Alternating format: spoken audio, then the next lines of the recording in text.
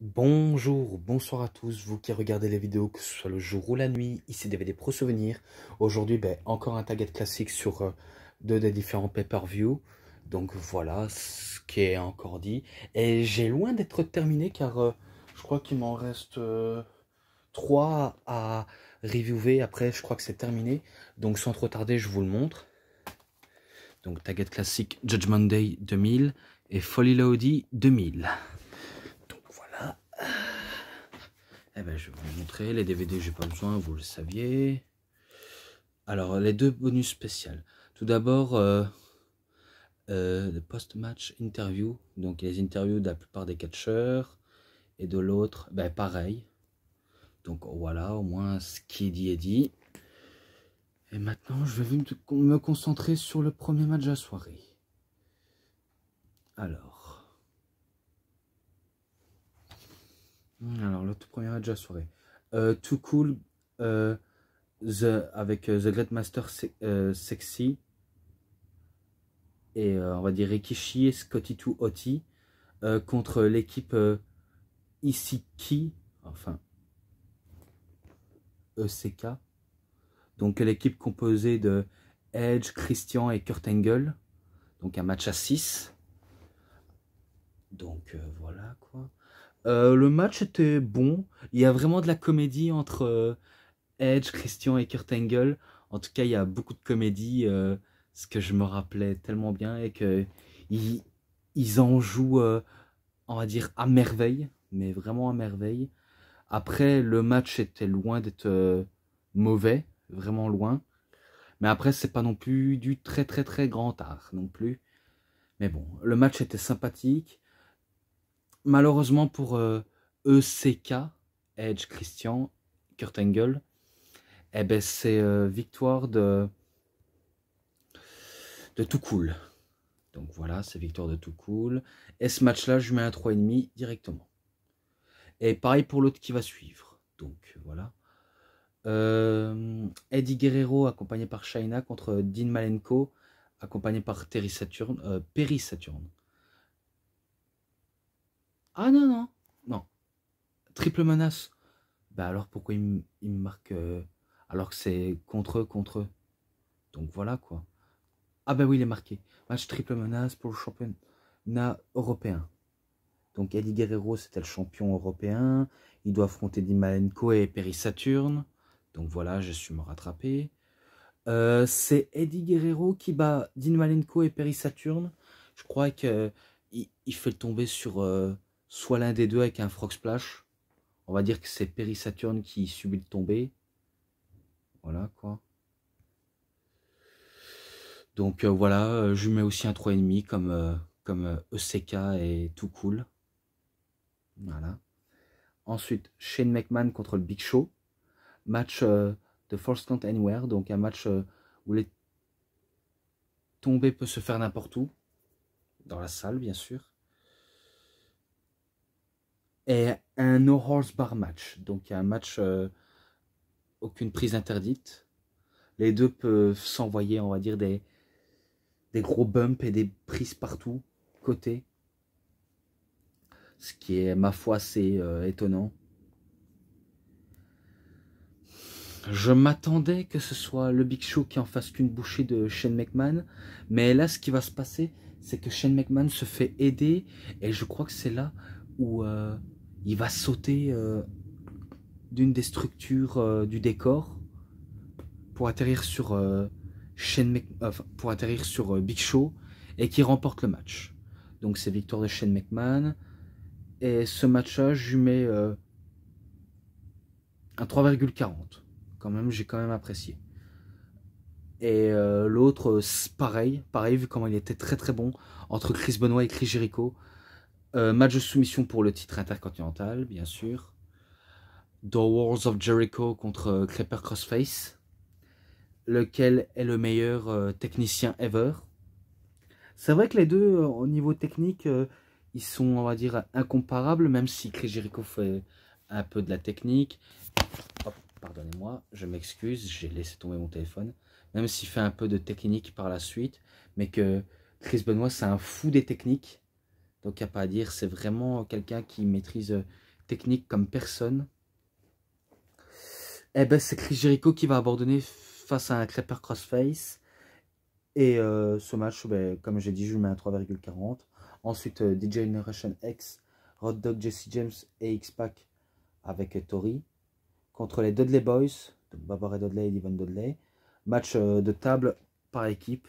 La spécialité des Dudley, c'est vraiment leur spécialité.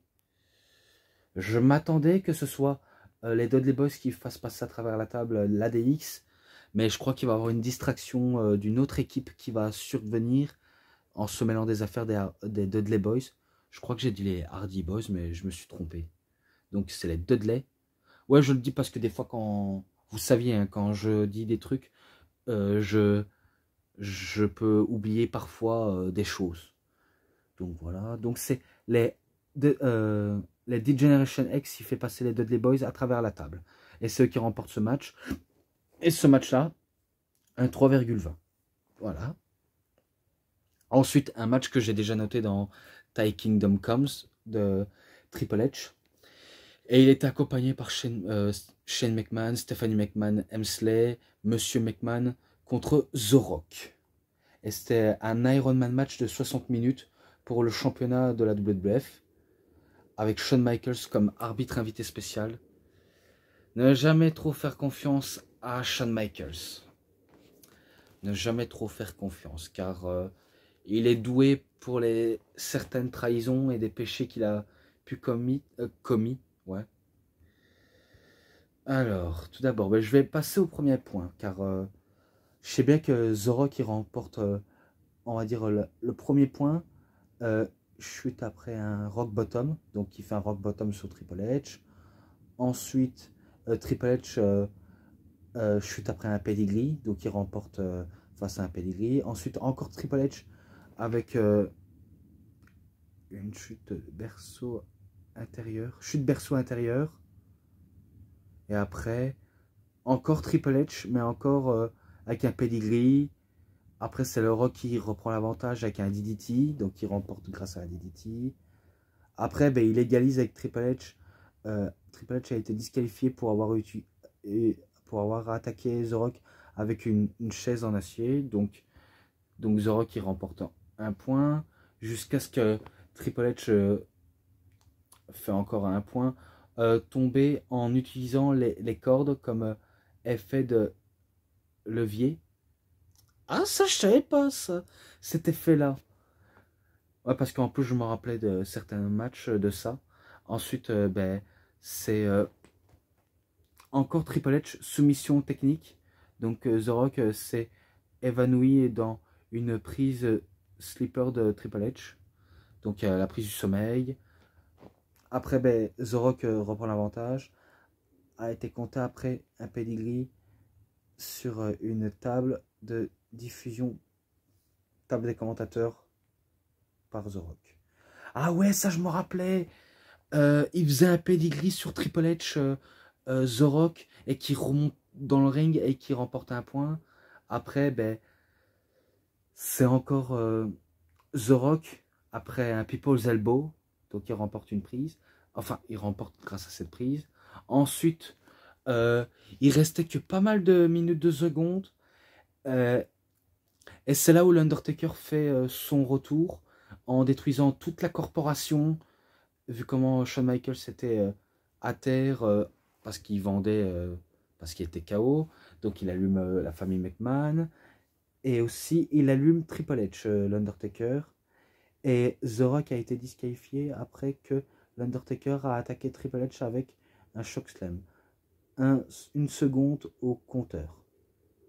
Donc c'est là où Triple H ben, il remporte grâce à une disqualification, même si c'est pas The Rock qui a fait quelque chose d'illégal, mais que l'Undertaker est arrivé au moment où il fallait. Donc ça veut dire que c'est Triple H qui remporte la victoire. Et ce match-là, je le mettrai en description. Promis juré. Ensuite, un match mixte. Ouais, match par équipe mixte. Les Hardy Boys avec Jeff Hardy, Matt Hardy et Lita contre TAA. Albert, Test et Tristratus. Donc 3 contre 3. Alors, ce que je peux en dire de plus, si ce n'est que les Hardy Boys battent TNA. Et ce match-là, je le mets un 3,40 car j'ai apprécié. Ensuite, Taz contre Al Snow avec Head. Donc, Taz, je dis direct, il bat Al Snow avec sa Taz Mission. Et que ce match-là, je lui mets un 3,10 car il a été très court. Ensuite, Perry Saturn avec Terry contre Eddie Guerrero accompagné par Chyna pour le titre européen. Alors je pensais que Eddie Guerrero pouvait battre Perry Saturn. Finalement c'est Perry Saturn qui bat Eddie Guerrero et il devient le nouveau champion européen. Voilà. Ensuite les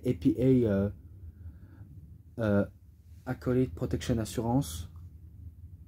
Donc Bradshaw et Farouk contre Edge et Christian pour les titres par équipe. Alors les APA ont vaincu Edge et Christian mais par disqualification. Donc ça veut dire Edge et Christian ils se sont fait disqualifier peut-être en utilisant des chaises. Donc moyen pour éviter que leur titre se mette en danger. Donc ils ont préféré un prétexte pour éviter qu'ils soient en danger. Par contre ce match-là entre Perry Saturn et Eddie Guerrero, j'ai oublié, mais je lui mets un 3,20. Et celui-là, pareil, un 3,20. Ensuite, Val Venis contre... enfin, avec Trish Stratus contre Rikishi. Alors, je sais pas si c'était dans un match en cage. Ah oui, match en cage. Ouais, en plus, j'ai fait une review sur l'Attitude Era. Oui, j'avais dit que Val Venis était, on va dire, champion intercontinental. Et que Rikishi va pas hésiter à monter du haut de la cage pour faire un splash, mais qu'à la fin il se fait attaquer par Taz qui lui donnait un coup de caméra, et c'est là où Val Venis remporte le match, et qu'il y a même Lita qui va même fouetter Trish Stratus, et que celui-là j'avais déjà noté, donc celui-là je vais le mettre en description. Ensuite l'Undertaker contre Kurt Angle dans un match simple. Donc voilà. Je dis direct c'est Undertaker qui bat Kurt Angle avec un Last Ride Powerbomb. Donc voilà. Mais le match était quand même bon. Il s'est quand même bien passé dans ce match. Donc il s'est passé de tout et n'importe quoi. Donc voilà. Ensuite, ah ben non, je crois pas.